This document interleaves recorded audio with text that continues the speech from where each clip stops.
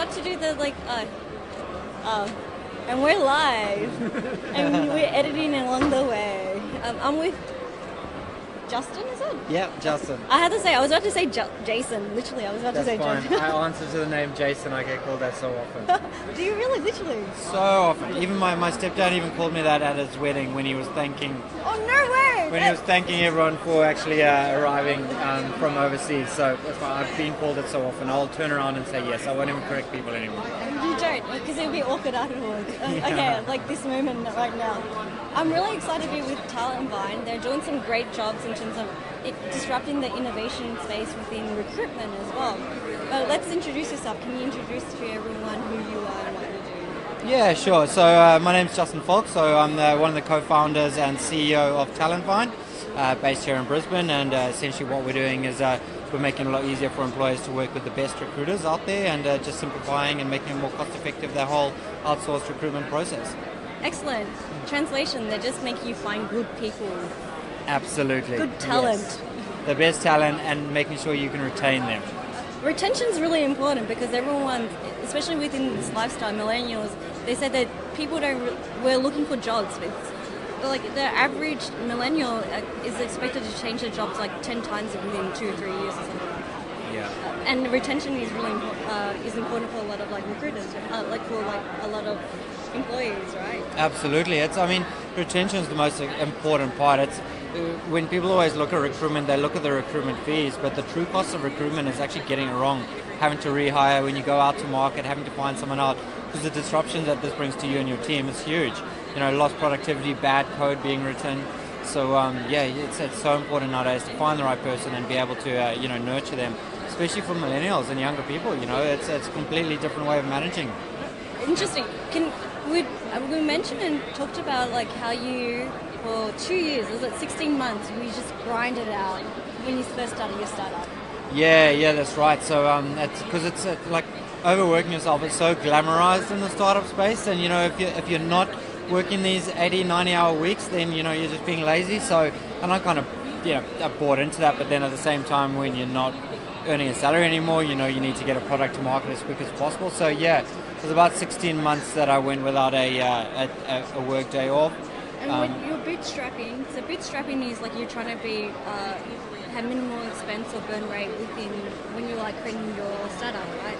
Yeah, exactly. Doing everything as cheap or as free as possible. So and how big was your team at that time when you bootstrapped? So that was just myself wow. back then. So and I met my co-founder, and that was in January of last year. And Tex was amazing. So he just worked. He just still had his own job, and he just started building our product. Just evenings, weekends, we used to catch up, just do it then. And that was for about 6 months until we were actually at a position where he had enough revenue where he could come on board and we could pay ourselves both a salary. High five for that. Thank you. So what happened is like you were working hours, really long hours, 16 months. You burned yourself out. Yeah, just totally was. I started realizing I was being a lot more unproductive. I just wasn't at my best in terms of dealing with investors and clients and everyone like that. I just constantly found myself on edge, wasn't sleeping well, and it was affecting my own performance, my own productivity.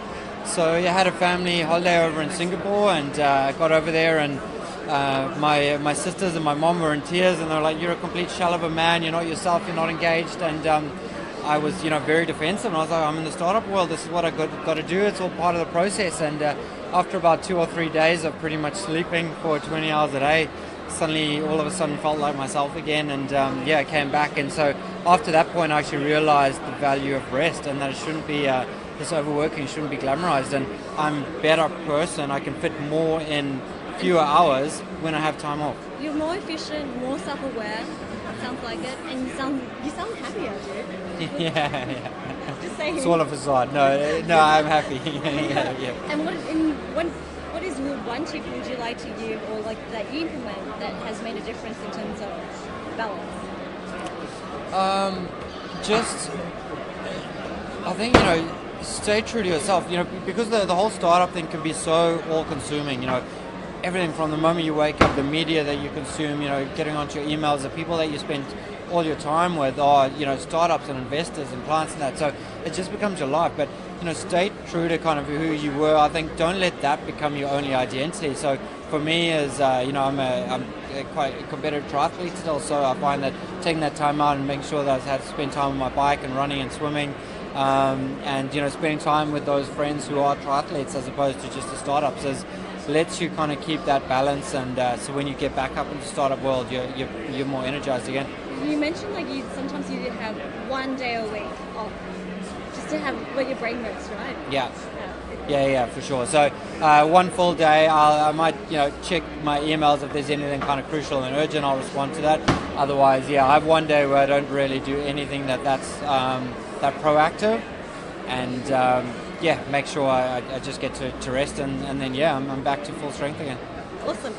If anyone wants, or any employees or companies are interested in recruitment, where can they find you?